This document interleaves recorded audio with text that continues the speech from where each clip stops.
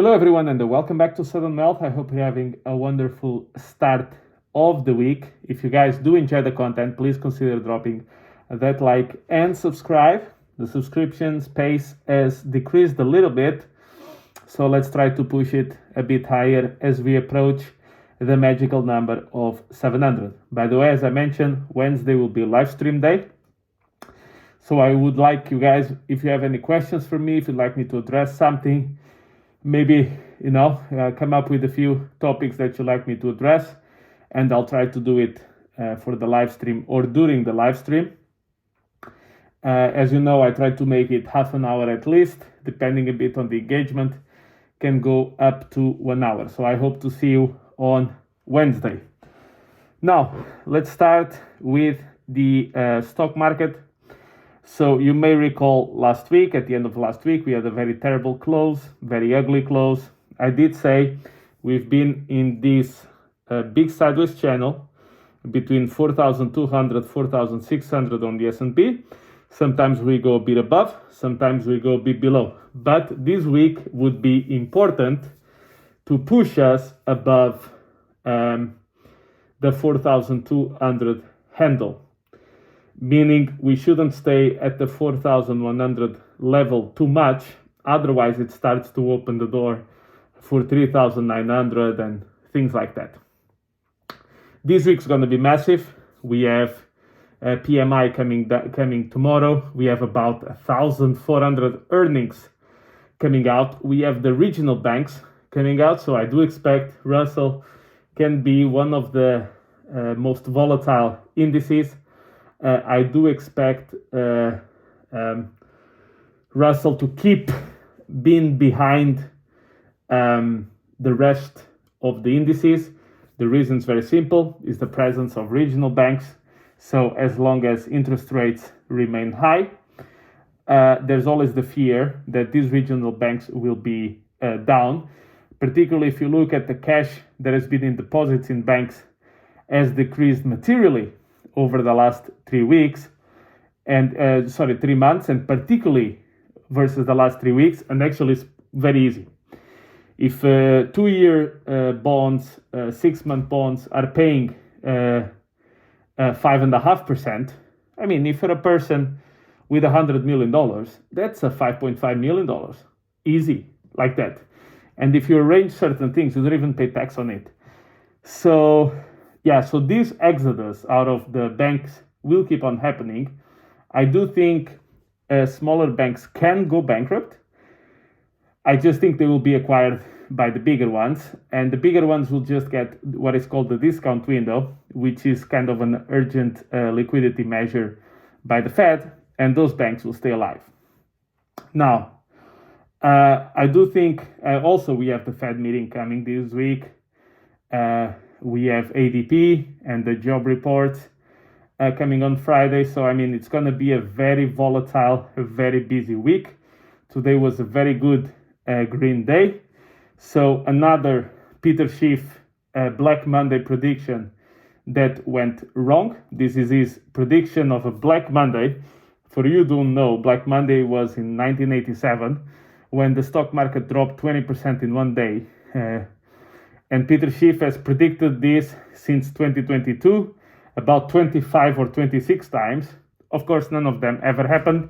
In fact, when he predicts it, I think almost every time we had a very green day. And also he said that probably we wouldn't see gold below 2,000, never again. So please go buy Schiff gold, right? This is what he said. Of course, we've seen gold below 2,000.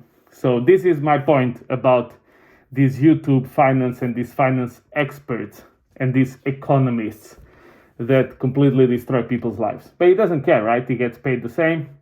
So it's not really his problem. Now, a lot of volatility. It would be good to see a green week as we come out of October. As you know, October is always the month associated with big crashes. So I do think there's always a psychology effect on it. Around October is always a tricky month. March, also always a tricky month. So it's important to keep an eye for it.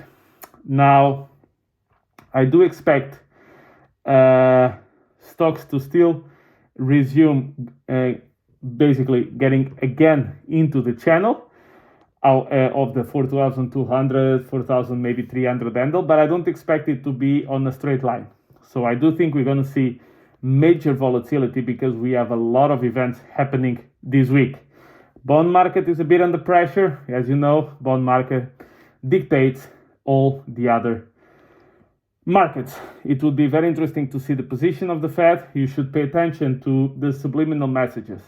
Not so much rate hikes, not rate hikes, blah, blah, blah. It's mostly about what they say. They would say something like this. We may not hike this month because even if we see an uptick on inflation, we think we've done enough to start seeing a consistent decrease in inflation. You see the point? So not only are they telling, they didn't say this, to be clear. I mean, people always, no, they didn't say this. What I'm saying is, by saying this, it would give you an impression that the hikes, they are not just going to take 1 month stop, but they will take probably multiple month stops. Now, what is very important is German inflation dropped to 3%, and they actually experienced deflation month on month. So prices from the previous month to this month went down by 0.2%. I do expect something similar in the US as we come out of the summer period. The summer period is always more inflationary. Why? Well, people go on holiday, people work less, people are not working so hard typically in the summer. So these things have always an effect. And also the Belgian economy its inflation is decreasing materially, as well as other European countries. So I do expect to see something similar in the US. As I mentioned, there's no chart of anything, and that includes inflation, that goes straight down or straight up. You always have, if you go to countries like Venezuela, sure, it's straight up, but I'm talking minimally working, operating countries. Now, one thing I would like to point out, because this is quite important. I've mentioned this before with the entrance of BlackRock, Vanguard, Fidelity, and the others in the crypto market. And this is not so much focused on the crypto market. I'll have a separate video just for the crypto developments because I think they were substantial. So I need to speak to them a bit softer, a bit later.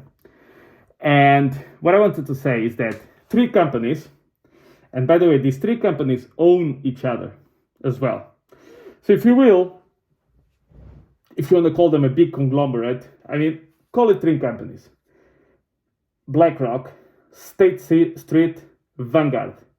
The 3 of them are top shareholders in 88% of companies in the S&P 500. Do you remember what they said in the Davos meeting, the World Economic Forum?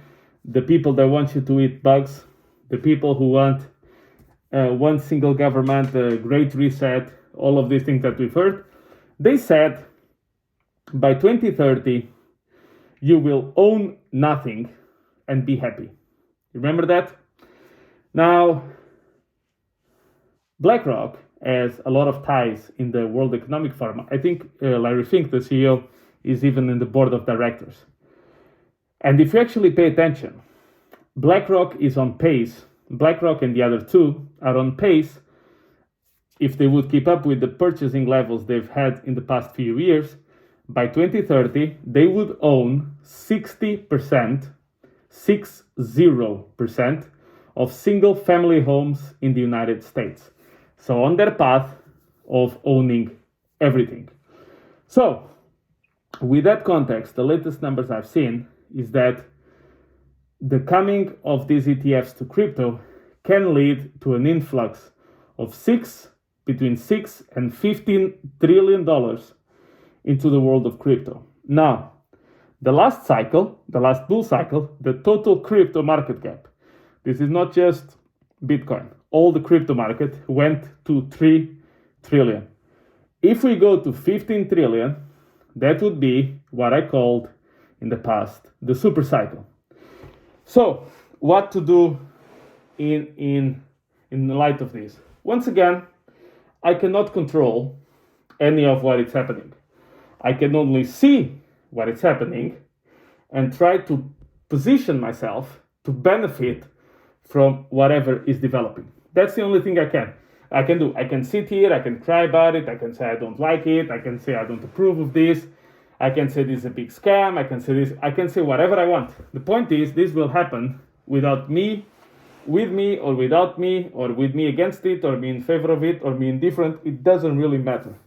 So what I'm doing is positioning myself to ensure that I benefit from this situation, and I try to be, and eventually, at least if I cannot create generational wealth, at least create financial independence, so I can live in places in the world where some of these losses of freedom will not materialize, at least as quickly as in other parts of the world, preferably away from conflict areas. So that is my point. So that is what I've been focusing to do, because I've been seeing this writing on the wall for a long time. And I think a few people have noticed it as well. And most people just complain, don't like it, or just ignore it, or don't care, or think somehow things will be just fine. I want to be in control of my own life the most that I can. So that's why I position myself with my decisions that you've been seeing, that I've been broadcasting here for the world. And I would like just to point out, the reason why I made this video is just to point out these things that happen on the background. And they sometimes tell you the plans, but people still don't believe it. Well, those plans are happening, were unveiled, and are happening straight in our faces. And by the way, when they really have power, they tell you what they're going to do, because they know nobody can do nothing about it. That is true power. They don't even need to hide it. So thank you very much, guys, and I'll catch you in the next one.